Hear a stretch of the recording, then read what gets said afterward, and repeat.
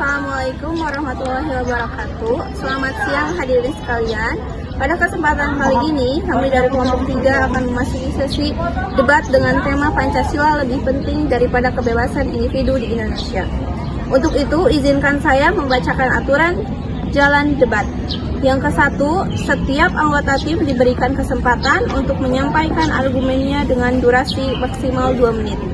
Yang kedua, selama penyiaran argumen, pihak lawan diperbolehkan melakukan instruksi dengan durasi maksimal 1 menit sesuai dengan mekanisme yang berlaku. Dengan aturan tersebut diharapkan perdebatan berjalan dengan lancar. Langsung saja kita saksikan debat ini berlangsung. Assalamualaikum warahmatullahi wabarakatuh. Perkenalkan, saya Dara sebagai pembicara pertama dari tim Pro ingin menegaskan bahwa Pancasila lebih penting daripada kebebasan individu. Kenapa demikian? Karena Pancasila bukan hanya sekadar slogan negara kita, melainkan sebagai pedoman hidup bagi seluruh rakyat Indonesia. Kebebasan memang penting, tapi harus ada batasnya. Bayangkan jika semua orang bebas melakukan apapun yang mereka inginkan, siapa yang menjamin bahwa hak-hak diri dan orang lain akan tetap terlindungi? Oleh karena itu, Pancasila hadir sebagai pengatur dan penyeimbang antara hak-hak dan kewajiban.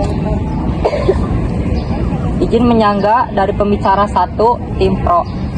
Perkenalkan, nama saya Arif Mukhtar Ramdhani. Saya sebagai pembicara pertama dari tim kontra. Pada kesempatan kali ini, tim kami dengan tegas menyatakan bahwa kebebasan individu lebih penting daripada Pancasila. Mengapa demikian? Pertama, Pancasila memang dasar negara, namun ia hanya bisa hidup jika setiap individu memiliki kebebasan. Tanpa kebebasan berpikir, berpendapatan, dan bertindak nilai-nilai Pancasila tidak akan pernah bisa dijalankan secara murni.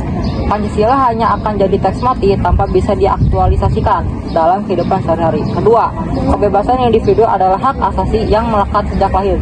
Justru karena ada kebebasan, kita bisa menafsirkan, mengkritisi, dan mengembangkan Pancasila agar tetap relevan di masa sekarang. Kalau kebebasan terlalu dibatasi, bagaimana masyarakat bisa berinovasi, menyampaikan aspirasi, atau bahkan memperjuangkan keadilan? Tanpa kebebasan, Pancasila bisa disalahgunakan oleh pihak tertentu hanya untuk kepentingan kekuasaan. Baik, izin menyanggah dari para yang benar, kebebasan itu penting, namun di Indonesia yang masyarakatnya sangat beragam, kebebasan harus dibatasi oleh Pancasila. Kalau tidak ada Pancasila sebagai pengikat, kebebasan bisa memecah belah bangsa. Contohnya, kebebasan berpendapat tanpa dasar Pancasila bisa menimbulkan ujaran kebencian antar suku atau agama Pancasila justru hadir untuk melindungi semua golongan agar tetap rukun. Izin menyangga dari pembicara 2 tim Pro. Saya sebagai pembicara 2 dari tim kontra. Saya sebagai pembicara kedua menegaskan kembali bahwa kebebasan individu lebih penting daripada Pancasila Indonesia. Bisa merdeka karena adanya kebebasan berpikir dan berjuang, bukan karena Pancasila lebih dulu ada, tapi kebebasan Pancasila tidak akan pernah lahir. Selain itu, kebebasanlah yang membuat masyarakat bisa berinovasi dan berkembang. Masalah seperti ujaran kebencian bukan berarti kebebasan salah, tetapi karena kurang tanggung jawab justru dengan kebebasan masyarakat belajar untuk dewasa dalam menggunakan haknya. Jadi jelas Pancasila memang penting, tetapi kebebasan individu adalah fondasi yang membuat nilai Pancasila benar-benar hidup. Baik, izin menyanggah dari pembicara 2 tim kontra. Saya perkenalkan, sebelumnya saya Dewi. Saya sebagai pembicara dari tim Pro ingin menegaskan kembali bahwa Pancasila lebih penting dibandingkan kebebasan individu. Kami memahami bahwa kebebasan adalah hak setiap orang, tetapi harus diingat setiap hak selalu berdampingan dengan kewajiban. Pancasila hadir untuk memastikan keseimbangan itu. Tanpa Pancasila, kebebasan bisa berubah menjadi egoisme.